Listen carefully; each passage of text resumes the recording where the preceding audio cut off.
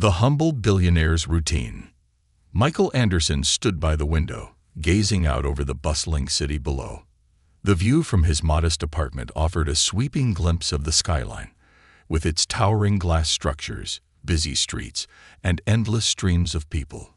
For most billionaires, a view like this would be part of their gilded empire.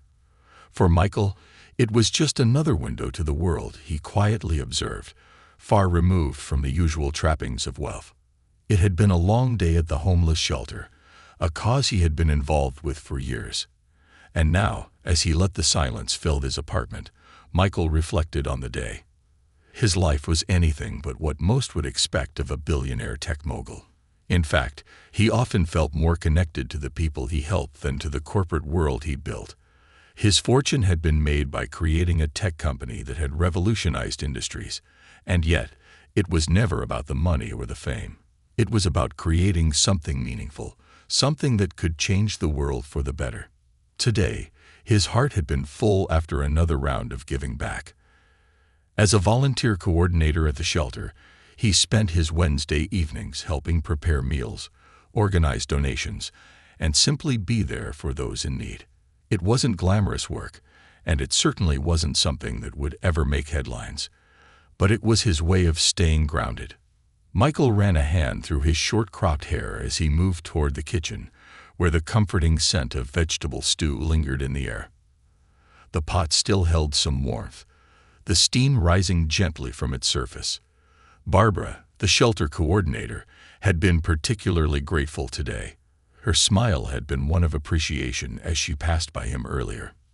"You're such a gift to us, Michael," she had said, her voice filled with sincerity.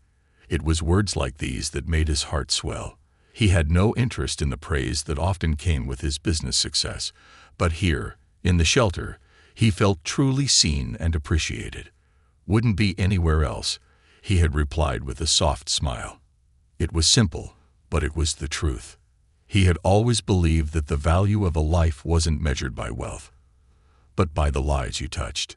As he wiped his hands on a dish towel, Michael thought about the choices he had made in life. He could have been just like any other billionaire, living a life of excess, surrounded by luxury. He could have flaunted his wealth, bought the most expensive cars, and lived in mansions that would put even the most lavish palaces to shame. But that had never been his style. There was no joy in owning more than what you could use. He had learned that lesson early on. Michael had grown up in a modest home, in a neighborhood where opportunity was scarce, but community was abundant. His parents, though never wealthy in a material sense, had taught him some of the most valuable lessons in life: to be kind, to give back, and to always look out for those less fortunate. Those lessons had stuck with him through the years, shaping the man he had become.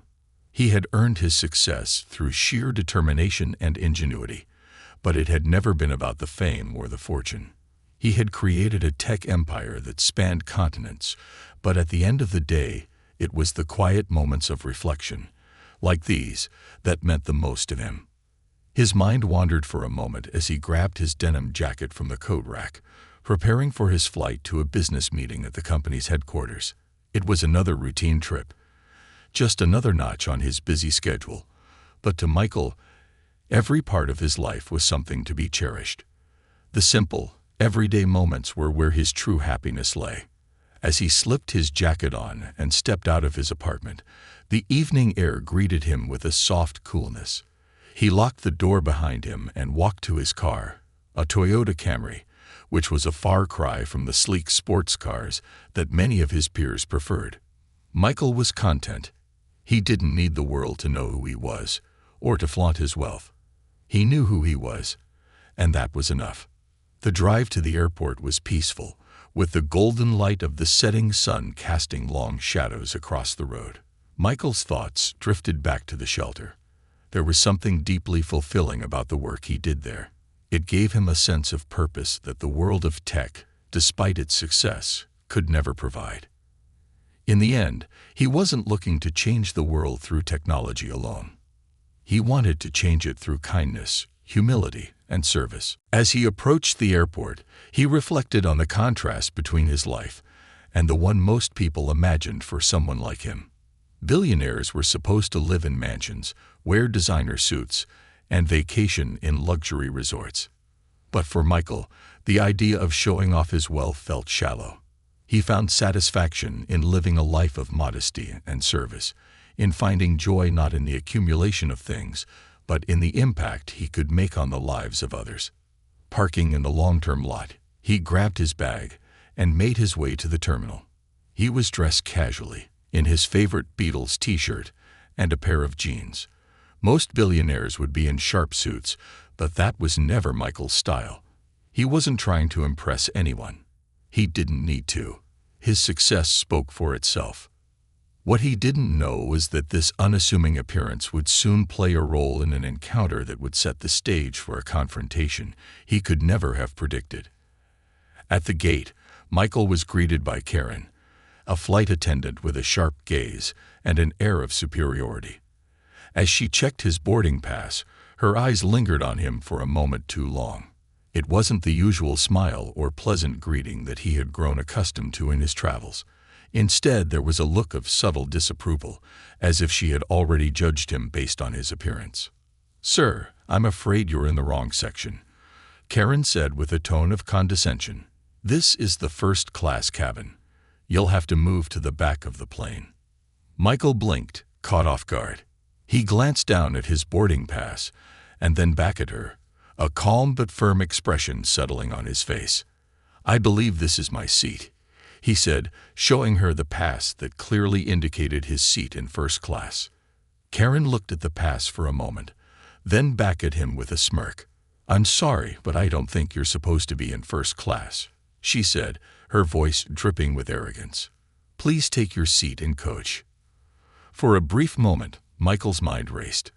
He had dealt with rude people before, had faced prejudice in many forms throughout his life. But this was different. Something about Karen's tone, her attitude, struck a nerve. "Ma'am," Michael said, keeping his voice even and controlled, "this is my seat. I'd appreciate it if you would allow me to stay here." But Karen was resolute. "I'll have to ask you to move," she said, almost dismissively. "We can't have people like you in first class." The words cut deeper than he expected. He could feel the sting of judgment, but he was determined not to let it affect him. With a calm nod, he stood up, ready to comply, but not without noticing the smug satisfaction in Karen's expression. It was clear she felt she had won some kind of victory over him. As Michael walked toward the back of the plane, he felt a mixture of emotions: disappointment, frustration, and a quiet determination to not let this moment define him. The encounter had shaken him, but he knew it was just a blip on the radar of his life. He had faced far worse and come out stronger. Little did he know, the storm that was brewing within the confines of that airplane would soon unfold in a way that none of them could have anticipated. The consequences of Karen's actions were already set in motion. The storm brews. As the plane climbed higher into the sky, Michael's thoughts remained unsettled, the sting of Karen's words still lingering in his mind. He had always prided himself on being composed, on rising above the petty judgments and biases that others might throw his way. But this was different. The casual cruelty of her tone, the condescending smirk that had spread across her face when she told him to move to the back of the plane. It wasn't just a fleeting moment of rudeness. It was something more. It was a reflection of the kind of deep-seated prejudice that so many people still held, whether they realized it or not. Michael settled into his seat in coach, trying to ignore the whispers of other passengers who had witnessed the exchange. The tension in the air was palpable, thick with judgment and curiosity. The kind of judgment that stemmed not from who he was, but from the way he looked. To them, he was just another regular person in a plain t-shirt and jeans, not the billionaire businessman he truly was. To them, he didn't belong in first class. He didn't belong in their world. He shifted uncomfortably in his seat and opened the in-flight magazine, though his mind was far from the articles. He couldn't shake the feeling that he was being judged, that his worth was being measured by something as shallow as his appearance. And what hurt even more was the realization that this wasn't just a flight attendant's issue. It was a larger societal problem. This was a microcosm of the world he lived in, where people like him, people of color, were often dismissed and pushed aside, judged not by their abilities, but by the color of their skin, or the way they dressed, or the car they drove. For Michael, the irony was hard to ignore. Here he was, a man who had worked tirelessly to build something from the ground up, to create a legacy that would change the world. And yet, in the eyes of some, he was still just a black man, unworthy of the luxuries that his success had afforded him. The thought was infuriating, but Michael did his best to keep it in check. He was better than this, he reminded himself. He was better than letting the ignorance of one person derail his peace of mind. The hum of the engines grew louder as the plane reached cruising altitude, and Michael took a deep breath, trying to relax. He pulled out his phone and began scrolling through his messages, a habit he had developed during flights. It was a way to catch up on work and touch base with his family. But tonight, there was a sense of heaviness in his chest, something he couldn't shake off. Despite his calm demeanor, despite his years of practice in navigating the challenges that came with his success, he couldn't ignore the weight of this moment. Just then, he felt a tap on his shoulder. He turned to find a young man standing in the aisle, a look of uncertainty in his eyes. "Excuse me, sir," the young man said, his voice tentative. I couldn't help but overhear what happened with the flight attendant. Are you Michael Anderson?" Michael looked at him for a moment, surprised by the question. It wasn't uncommon for people to recognize him. But the fact that this young man had picked up on the exchange meant that the incident had caught more attention than he had realized. "Yes, that's me," Michael said, offering a small but polite smile. "But don't worry about it. It's not worth making a big deal of." The young man hesitated, clearly wanting to say more but unsure of how to approach the subject. Finally, he blurted out, "I just wanted to say, I've followed your work for years. You've built something incredible with your company, and I admire everything you've done, especially the work you do at the shelter.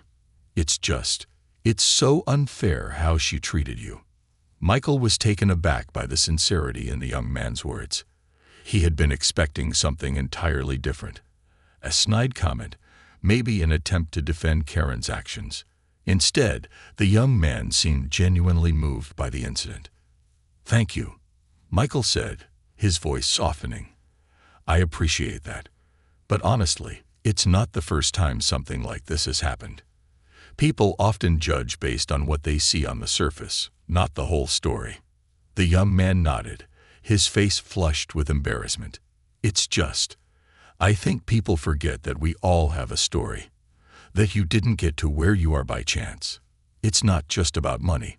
It's about everything you've worked for, the sacrifices you've made." Michael smiled, but this time it was a bittersweet smile. "You're right.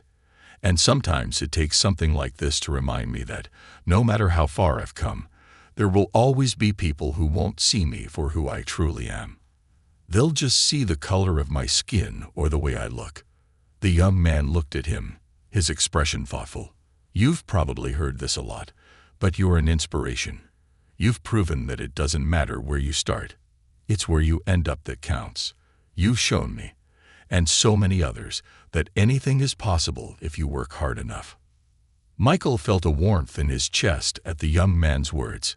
It was the kind of validation that, despite everything, reminded him why he did what he did. He wasn't just building a company. He was building a legacy, one that could change minds, one that could inspire others to rise above the obstacles in their own lives. "Thank you," Michael said, nodding gratefully. "That means more than you know." The young man smiled, clearly relieved that Michael had taken his words in the spirit they were meant. "Well, if there's anything I can do, anything at all, I'd be honored to help in any way." Michael nodded again, but just as he was about to offer a response, the seatbelt sign dinged, signaling that the plane was beginning its descent. The young man quickly apologized and returned to his seat, and Michael, lost in thought, looked out the window as the landscape below grew larger. The city lights twinkled in the distance, a reminder of the world he had left behind and the world he was headed back to. But even as the plane began its descent, Michael couldn't shake the feeling that this was just the beginning of something far more significant. This wasn't just about one rude flight attendant. This was about a system that had ingrained biases, judgments, and preconceived notions into every facet of society. An unfair system that had been far too comfortable in its ways. And it wasn't enough to quietly accept it. It wasn't enough to let it go. The moment he stepped off the plane, he knew that things would never be the same. There was a reckoning coming, and he was about to be at the center of it. The ripple effect. As Michael's feet touched the ground in a new city, the weight of the last few hours still clung to him. The business trip was, in theory, no different from any other. Meetings, negotiations, updates. Yet, for the first time in a long while, the events on the plane had overshadowed everything else. The confrontation with Karen, the way she had treated him, it hadn't just hurt his pride. It had sparked something deep within him. It had sparked a desire to challenge the ingrained prejudices that so many people, herself included, carried without even realizing it. After the plane landed, Michael made his way through the airport in a quiet daze. The bustling crowds around him, each person absorbed in their own world, seemed oblivious to the subtle battle that had just taken place at 30,000 feet. They didn't know who he was, nor would they have cared if they had. Michael had learned long ago that in the world of business and wealth, people didn't care about the struggles you faced. They only cared about what you could offer. And yet, Karen's actions had brought him face to face with a truth that had always lingered at the back of his mind. Success, even in the eyes of those who should know better, was often dismissed, reduced to a stereotype based on appearance or status. As he navigated through the terminal and into the waiting car, Michael's phone buzzed with notifications, business updates as expected. He briefly scanned the messages, but none of them held his focus. His thoughts were elsewhere. He could feel the heat of Karen's dismissive attitude still simmering in his chest. He wasn't the type to confront people directly. He preferred to lead by example, to rise above. But this situation felt different. Something in him refused to let it slide. "Michael, everything good?" the driver asked, snapping him out of his reverie. Michael looked at the driver, a middle-aged man who had driven him to and from airports for years. The familiarity of the moment helped ground him, but the unease still lingered. He could tell his driver noticed his distant demeanor. "Yeah, just thinking," Michael replied, his voice distant. The driver nodded, wisely choosing not to probe further. Michael leaned back in his seat, closing his eyes, and for the first time in what felt like forever, he allowed himself to feel the depth of the frustration that had been building up. It wasn't just about Karen anymore. It was about the countless people like her, the ones who saw him, and others like him, as less than, simply because they didn't fit the mold of what success should look like. The next morning, Michael woke up early, a quiet resolve in his chest. He had never been one for impulsive decisions, but something told him that this moment called for action. He couldn't just let this slide. There had to be a way to make sure this kind of behavior didn't go unnoticed, to ensure that people like Karen, people who clung to outdated stereotypes, were held accountable. And if there was anyone who could make a difference, it was him.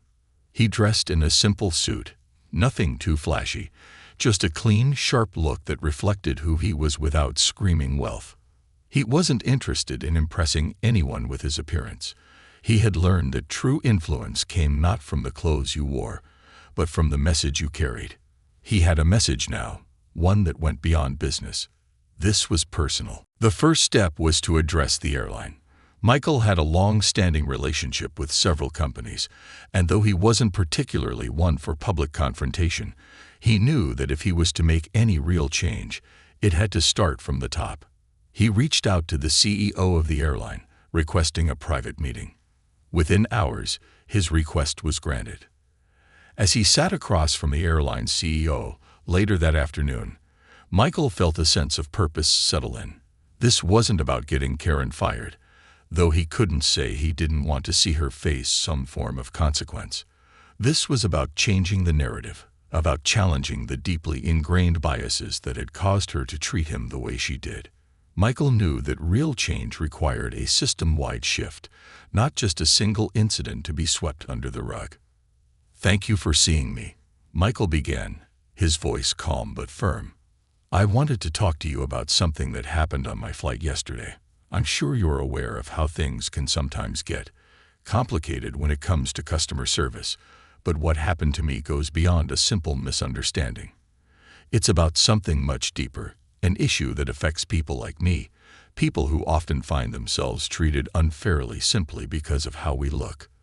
The CEO, a sharply dressed man with salt and pepper hair, nodded thoughtfully. He wasn't one to shy away from difficult conversations, and Michael appreciated that. "I'm listening. What exactly happened?" Michael recounted the details of the exchange with Karen. The cold dismissal, the assumption that he didn't belong in first class, the condescending tone in her voice. The CEO's expression shifted as Michael spoke, a mixture of disbelief and concern crossing his features. Honestly, I'm shocked to hear this," the CEO said. "This is not the kind of service we strive to provide, and certainly not something I would expect from one of our flight attendants." Michael nodded. "I understand that, but what's more troubling is that it's not an isolated incident. There are people in this world who, like Karen, hold on to stereotypes and prejudices, sometimes without even realizing it. They don't see the full picture. They don't see the work, the sacrifice, the years of effort it takes to get where I am. All they see is a man who looks different, who doesn't belong in certain spaces." The CEO leaned back in his chair, his gaze thoughtful. "I'm hearing you, Michael, and I agree that this kind of behavior cannot be tolerated. But what do you think we can do to address it? How do we change something so ingrained in our society?" Michael didn't hesitate. "It starts with education. It starts with conversations like this one. I believe that every employee, especially those who interact with the public, needs to be trained in recognizing unconscious biases. This isn't about punishing someone for a single incident. It's about creating an environment where everyone is treated equally, regardless of how they look, where they come from, or what they wear. And that begins with leadership. If I'm going to ask Karen to change, I have to start by changing the system." The CEO nodded again, his eyes thoughtful. "I can see your point. I think we can do something about this. It won't be easy, but I'm committed to finding a solution. We'll start by implementing mandatory diversity and inclusion training for all of our staff. I'd also like to offer you the chance to be involved in this process. You've been an advocate for equality for years, and your perspective would be invaluable." Michael's heart lifted at the offer. This was the kind of change he had been hoping for. A chance to be part of a solution, to ensure that the story he had lived through wouldn't be repeated for others. "I'd be honored," Michael said. "Let's make this count." The conversation moved on to other details, but Michael felt a shift within himself. This wasn't just about confronting Karen. This was about something much larger. It was about using his influence, his position, to help break down the walls of prejudice and inequality. It was about changing the way people saw one another, about creating a world where everyone was given the dignity they deserved, no matter how they looked. As he left the meeting, Michael felt a renewed sense of purpose. He was no longer just a businessman. He was a change maker, and this was only the beginning. The storm within. The days that followed Michael's meeting with the CEO were filled with a quiet but growing determination. He had always known that the work he was doing at his company was important. But this felt different. There was a deeper purpose at play now. Every part of him, the part that had learned humility over years of quiet giving, and the part that had built an empire from nothing, was driving him toward something far more significant than a simple business trip. His role in shaping the airline's diversity and inclusion program wasn't just a position of influence. It had become his new mission. As he delved into the project, he began reading research on unconscious biases, hearing stories from employees and customers alike, and consulting with experts in the field. The more he learned, the more passionate he became about ensuring that no one, especially people like him, would ever have to endure the humiliation he had suffered at Karen's hands again. But even as he worked tirelessly to implement these changes, Michael couldn't escape the internal conflict that still lingered. Though he had reached the heights of financial success, the experience on the plane had cracked open an old wound, one he had thought he buried long ago. It was the wound of not being enough, of being judged for his skin, for his appearance, for the assumptions others made without knowing the whole story. Michael had worked hard to silence the whispers of doubt in his head, to prove that he was more than just a black billionaire who didn't fit the mold. But despite his accomplishments, despite his carefully crafted persona of someone above reproach, he still couldn't escape the way the world saw him. That moment with Karen had torn down the walls he built around himself, exposing the vulnerability he thought he had mastered. He had always believed in self-sufficiency, in rising above, but now he realized that change couldn't come from isolation. If he truly wanted to make an impact, if he wanted to shift how people viewed not just him, but everyone who was judged based on their appearance, he would need to lean into his vulnerability. He would need to speak up, not just in corporate boardrooms, but in the hearts and minds of everyday people. It was in one of his quieter moments, when the world seemed to pause, that Michael called a team meeting at the shelter. The people there, from the staff to the volunteers, were his second family. They were the ones who had witnessed his humility firsthand, who had seen beyond his wealth, and recognized his true character. Barbara, the shelter coordinator, welcomed him with a warm smile as he entered the office. "Michael, we've been expecting you. I know things have been busy for you, but we're always happy to have you here." "Thanks, Barbara," Michael said, taking a seat at the table. "I needed a break from the madness." He glanced around at the group, mostly volunteers who had been working at the shelter for years, alongside a few new faces eager to learn and serve. For a moment, he let himself absorb the calm that came with being surrounded by these people. The quiet atmosphere, the sense of purpose, it reminded him why he had started coming here in the first place. "I want to talk to all of you about something important," Michael began.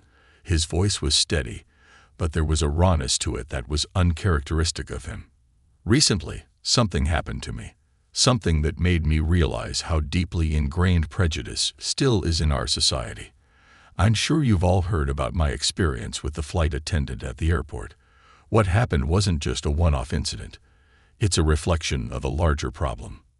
A murmur rippled through the room, and Michael saw the understanding in their eyes. They knew, of course, what it felt like to be judged. The shelter itself was full of people who had been rejected by society, pushed to the margins simply because they didn't fit the conventional mold of success. "I realized that even though I've had the privilege of building a successful business and a life of comfort, the assumptions people make about me don't change," Michael continued. "It doesn't matter how much money I have or how much I've given back. To some, I'll always be seen as other. And that's something I want to change." One of the volunteers, a woman named Tanya, spoke up. "It's not just about you, Michael. It's about everyone who has been pushed aside, who's been made to feel invisible or less than. I think what you're saying is that if we're going to change how people view others, we have to start with ourselves. We have to own our stories and refuse to let others define us." Michael nodded, grateful for Tanya's insight. She was right. It wasn't just about his personal experience. It was about creating a ripple effect that would help others who felt unseen, unheard, or misunderstood. "I've been thinking about how we can start this change," Michael said, leaning forward. "The work we're doing here is a good start, but I think we can do more. We need to take this conversation beyond these walls. We need to take it to the people who need to hear it most." Barbara smiled warmly. "You've always been good at that, Michael. But what exactly do you have in mind?" "Education," he said simply. "I think the key to changing attitudes lies in education. Not just the kind of formal programs we're used to, but real, human-centered learning. Stories that challenge assumptions, open people's eyes to the truths they've ignored. We need to create spaces where people can share their experiences, where they can see the world through someone else's eyes. The room fell silent as everyone took in his words. Michael felt the weight of what he was proposing, but at the same time, he felt a spark of excitement. This was what he had been looking for, something bigger than himself, something that would allow him to make a real, lasting impact. "And what about Karen?" Tanya asked. "What's the plan with her?" Michael's eyes hardened for a moment. "I'm not interested in revenge. What I'm interested in is making sure that what happened to me doesn't happen to anyone else. I'm working with the airline to help them address systemic issues. Things like unconscious bias training and policies that promote inclusivity. As for Karen, I don't want to see her fired. I want her to understand why what she did was wrong, and I want her to change. If she does, then maybe she can be part of the solution instead of the problem." The room was quiet for a long moment as everyone considered his words. Finally, Barbara spoke up. "That sounds like a noble goal, Michael. It's easy to want to take the easy route, but you're choosing to do the hard work. And I believe it will make a difference." Michael nodded, his resolve growing stronger. He wasn't sure how long this journey would take, but he knew it was one worth embarking on. The next day, he would continue his work with the airline, pushing forward on the inclusion initiative. But today in the shelter, surrounded by people who had never judged him for his wealth, he felt something even more important. He felt understood. As he left the meeting and walked through the familiar doors of the shelter, he knew the road ahead would be full of challenges, but he was ready. He was ready to face them all, with the same quiet humility that had defined his journey all along. And in time, he would see the change he was fighting for. A world where no one was judged by their appearance, their race, or their bank account. A world where people could be seen for who they truly were. The awakening.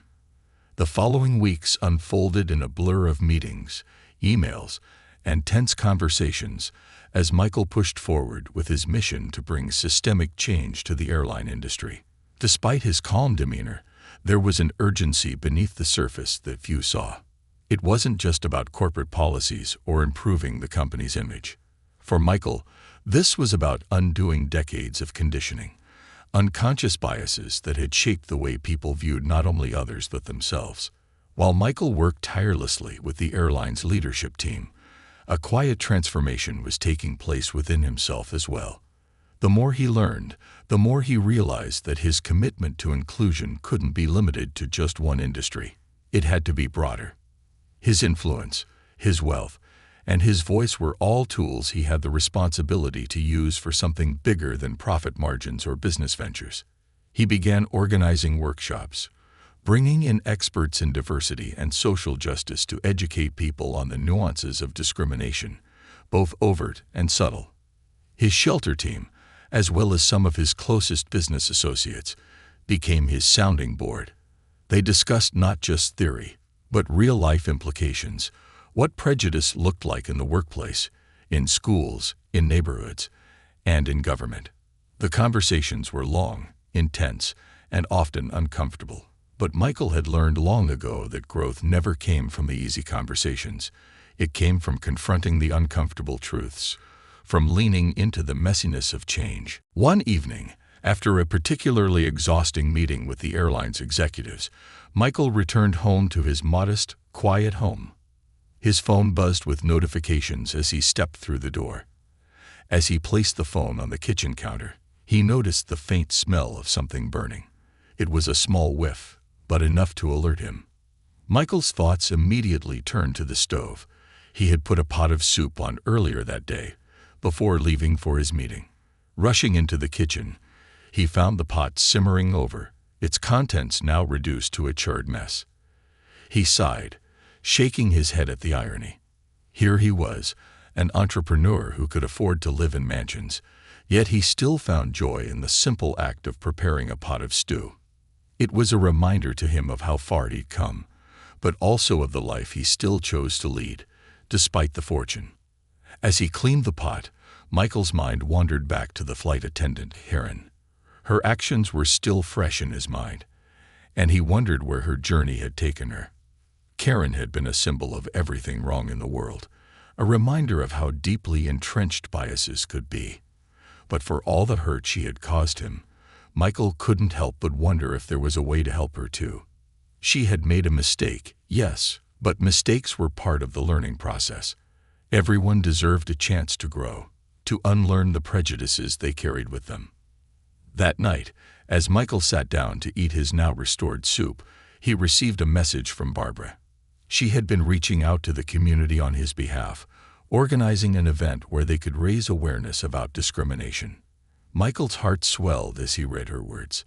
It was an ambitious project, but Barbara believed that it was the next logical step in their mission to make the world a more inclusive place. Over the next several days, Michael juggled his business commitments with his growing efforts in the community. The shelter event was shaping up to be something extraordinary. He couldn't ignore the fact that he was in a privileged position to influence a wide range of people, from CEOs to ordinary citizens, and he intended to use that privilege wisely. But what he hadn't anticipated was how much of a personal journey this would turn out to be. Every conversation, every lesson, every encounter with someone who had suffered from the same kind of ignorance that had once humiliated him made him realize how deeply this issue touched his own life. It wasn't just about one incident anymore. It wasn't even about Karen. It was about the years of internalized biases, the moments when he had second-guessed himself, when he had doubted his worth, when he had made decisions not based on his abilities, but on the color of his skin. He had spent so much of his life working against those perceptions, trying to prove to others that he was more than his appearance. But what if the real work, the real transformation, began not with changing the world, but by changing how he saw himself? One evening, as he sat alone in his office, reviewing some of the event's details, Michael found himself staring at a framed picture on his desk, a photo of his parents. They had been gone for several years now, but their lessons remained etched in his heart. His father had always told him that real success wasn't about how many zeros were in your bank account. It was about your character, your integrity, and your ability to lift others up, especially those who were suffering. His mother had been a social worker, dedicated to helping disadvantaged communities. Michael had grown up seeing her work tirelessly to help people who had been forgotten by society, people who had been ignored because of their race, their socioeconomic status, or their background. She had instilled in him a deep understanding of justice and compassion. But it wasn't just her words that shaped him, it was her actions. His mother's life had been a testament to the power of humility, and that was something he had carried with him throughout his journey. As Michael reflected on his parents' legacy, a wave of clarity washed over him. He realized that while he had always considered his wealth and success as his greatest achievements, they were merely tools to achieve something far greater. The real goal of his life, the one that he had been unknowingly chasing all along, was to be a force for change, not just for people who looked like him, but for anyone who had ever felt oppressed or diminished because of the way they were perceived. This wasn't about proving his worth to the world. It was about helping the world see the worth in others. The next morning, he stood before a group of employees at the airline. The room was filled with executives, managers, and a few flight attendants, including Karen, who had been assigned to the diversity and inclusion team after Michael's intervention. Michael had insisted on the meeting, believing that for real change to happen, it couldn't just come from the top. It had to come from everyone. "Thank you all for being here today," Michael began. His voice was steady, but there was an undeniable passion in it that made everyone listen. "We're here today not just to talk about policies, but about real lives, real people who are affected by the biases we hold, often without even realizing it. The work we're doing here today is about more than just implementing diversity programs. It's about creating an environment where everyone feels seen, heard, and valued for who they truly are." Karen, who had been sitting at the back of the room, felt her stomach churn as Michael's words landed heavily on her. The shame from that day on the plane still lingered, but there was something different in the way he was speaking now. It wasn't accusatory or harsh. There was no anger in his tone, just a quiet determination, a clear sense of purpose. For me, Michael continued, the question isn't just how to make this company more inclusive. It's how we can use our collective influence to make the world a better place, one where no one feels less than because of their background, their appearance, or their economic status. This work isn't just about policies.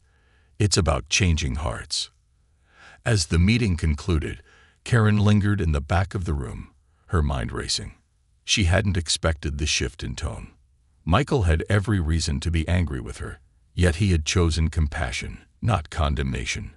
She wasn't sure if she could ever fully make up for what she had done, but in that moment, she felt a small flicker of hope. Maybe, just maybe, there was a chance for her to change too. Michael left the meeting feeling a sense of peace he hadn't anticipated. The road ahead would still be long, and the challenges he faced, both personal and professional, would not be easy to overcome.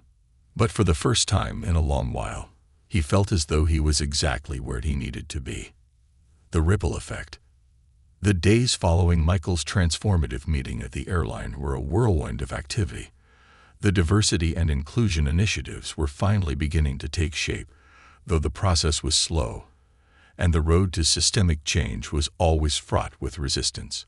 The airline had made small but significant steps in reevaluating its hiring practices, revamping its customer service training, and addressing biases that had long gone unchecked. But for Michael, the work didn't stop there. He was determined to ensure that the ripple effect from his efforts reached far beyond the corporate boardrooms, seeping into communities, schools, and even the everyday lives of individuals who had been shaped by their own unconscious prejudices.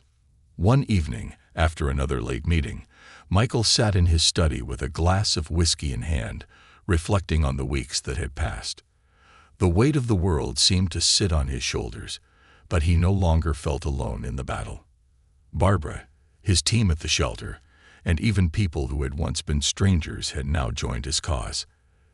They had seen the light in him and had taken up the torch in their own ways, spreading the message of equality and compassion far and wide. The phone rang, cutting through his thoughts. It was a call from an unexpected source, Karen, the flight attendant. Michael? Her voice sounded tentative, unsure. Karen, he said, his tone warm but professional. I'm glad you called. How are you doing? I've been thinking a lot about the meeting we had, Karen began. And, well, I wanted to apologize again for what happened that day. I can't stop thinking about how I treated you, how I treated others before that, and I realize I've been blind to so many things. I've been reflecting on my actions and attitudes, and I want to make it right. Michael was quiet for a moment, allowing her words to sink in. It had been a long time since that humiliating encounter on the plane, and at first he had almost forgotten about it, moving forward with his broader goals. But hearing Karen's voice now, he realized that this was the very reason why he had pursued the work he had done. This was the ripple effect, the ability to reach people, to help them change, to inspire them to look within, and ask the hard questions about who they were and how they treated others. I appreciate you reaching out, Karen, Michael said, his voice steady. Change starts with acknowledging the past, but it doesn't end there. I'm glad you're reflecting, and I'm even more glad that you're willing to do something about it. There was a silence on the other end, but Michael could hear the sincerity in Karen's voice. I want to be part of the solution, she continued. I want to learn more, do better, and be part of the change, however I can. I've signed up for some of the workshops you're holding, and I'd like to offer my help in any way I can. Michael smiled. It was a small victory, but a victory nonetheless. That's exactly the kind of attitude we need, Karen. Every step counts. If you're committed, we'll make this work together. As he ended the call, a sense of peace washed over him.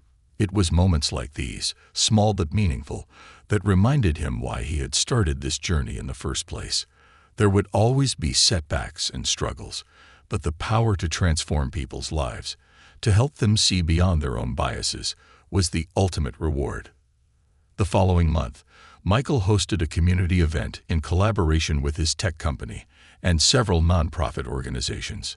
It was a large-scale gathering aimed at raising awareness about racial inequality, discrimination, and social justice, while also celebrating the stories of resilience and hope that had come from marginalized communities. The event was held in a grand auditorium downtown, and it drew an eclectic crowd: corporate leaders, educators, activists, and everyday people. Even some of the airline executives showed up, eager to participate in the larger conversation that Michael had begun. The night was filled with powerful speeches, musical performances, and art installations that told the stories of people who had fought to overcome discrimination in various forms. Michael, as the keynote speaker, took the stage last, his heart pounding in his chest. Tonight, we come together not just to talk about the problems we face, but to begin thinking about the solutions, Michael said, his voice echoing through the auditorium. We all carry biases, whether we realize it or not, but those biases don't have to define us. We are all capable of growth, of change, and of understanding. What we're doing here tonight is not just for us, but for the next generation, for our children, our grandchildren, and for every person who has ever felt like they didn't belong. He paused, looking out over the crowd. The faces before him reflected a mix of anticipation and curiosity, but there was something else, something deeper, a sense of unity that Michael hadn't fully expected.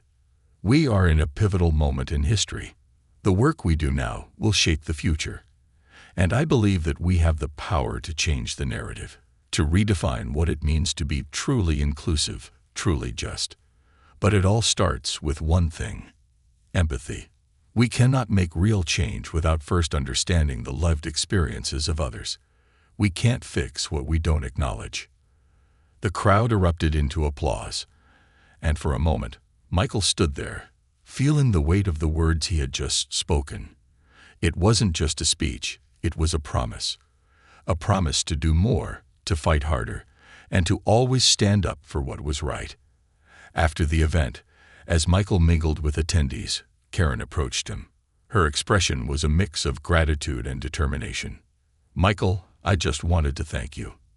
I've learned so much from this experience, and I'm committed to doing everything I can to make sure what happened on that plane doesn't happen again. Not just with passengers, but with my colleagues, my friends, everyone I meet. Michael nodded, his pride in her clear. That's what it's all about, Karen. It's about those small, everyday moments where we make the choice to do better, to be better. As the event wound down, Michael reflected on how far he had come, and how much further there was to go. He had made a difference, no doubt, but there was still so much work to be done. Change wasn't an overnight process. It was a journey, one that involved constant reflection, education, and action. But Michael had always believed that every journey, no matter how difficult, was worth it. When he returned home that night, he found himself thinking about his parents again, about the values they had instilled in him. He had lived most of his life trying to live up to those values. But now, he realized, he wasn't just living for them. He was living for the future, for the hope of a world where people were judged not by the color of their skin or the amount of money in their bank accounts, but by the content of their character. The next morning, as he sat at his desk, reviewing plans for the next phase of the initiative, Michael's phone buzzed. It was a message from Barbara, sharing an update on their shelter project, a partnership with local schools to teach students about social justice, empathy, and respect. Michael smiled as he read the message. It was a small step, but it was part of something much bigger. The ripple effect was growing, and Michael knew that he would continue to do everything in his power to keep it spreading. As Michael sat back in his chair, the soft hum of his home office comforting him, he realized how much had changed. A few months ago, he had been a successful businessman, a quiet philanthropist, and an average man in the eyes of most. But now, he was part of something far bigger than his company or his wealth. He was part of a movement, a force for change. The work he had begun at that fateful meeting on the airplane had, in many ways, become his life's most important mission. The partnership between his tech company and local schools was gaining traction, and soon they would launch a mentorship program designed to teach young people from underserved communities not just about social justice, but about leadership, entrepreneurship, and finding their own voice. Michael had always believed in the power of education. He had seen firsthand how knowledge and opportunity could lift people from poverty and hardship. But now, he was focused on a new kind of education, one that centered on emotional intelligence, empathy, and the power of community. One morning, Michael was preparing to head to a meeting when his phone buzzed again. This time, it was a message from Karen. "Michael, I hope you're well. I wanted to share some good news. I've been nominated for a position to help shape the new inclusivity training program at my airline. It's a small step, but I feel like I'm finally able to do something that really matters. Thank you for helping me see the bigger picture. You've given me more than just a second chance. You've given me a purpose." Michael smiled softly as he read the message. He knew how hard it had been for Karen to get to this point, how difficult it was to admit when you were wrong, to see the biases you had ignored for so long. But she had done it, and now she was using her influence to make a lasting difference. It wasn't about the apology anymore. It was about the action. And Karen, like so many others, was taking action. Just as Michael was about to respond, he received another call, this time from an unexpected source. It was the airline CEO, the very person who had initially dismissed his complaints. The conversation began with a hesitant tone, but as Michael listened, he could hear a shift. "Mr. Michael, we've been following the progress you've made with your initiatives," the CEO began, "and we've had internal discussions about our company's policies. It's clear we have a long way to go, but we want to be part of the change you've been advocating for. We'd like to invite you to speak at our next company-wide meeting about how we can improve our practices and better serve our customers and employees." Michael was quiet for a moment, processing the unexpected turn of events. After everything that had happened, the confrontation, the months of work, it seemed almost surreal to be invited into a space that had once humiliated him. But he didn't hesitate. He knew this was a crucial moment, one where he could reach even more people, create more change. "I'd be honored," Michael said, his voice steady but full of conviction. "I'll gladly speak with your team. But I want to make it clear that this isn't just about a public relations move. It's about real, tangible change. The kind of change that affects lives, not just statistics." The CEO assured him they were committed to making that kind of impact, and Michael felt a sense of cautious optimism begin to stir within him. This was the moment he had hoped for, the moment when the momentum he had started began to grow beyond his wildest expectations. In the weeks that followed, Michael's days were filled with meetings, speeches, and collaborative sessions. He worked alongside experts in social justice, diversity, and business ethics to help companies understand the deeper implications of their actions.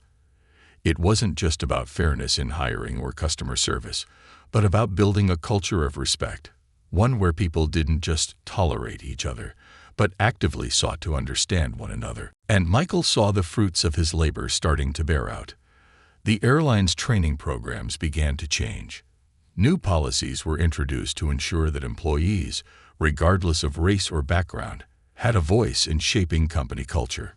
Even some of the most resistant team members had begun to come around, slowly but surely. The ripple effect of Michael's actions could be felt far beyond the confines of the corporate world. As he traveled to various cities for speeches and workshops, he heard countless stories of people who had been inspired by his journey.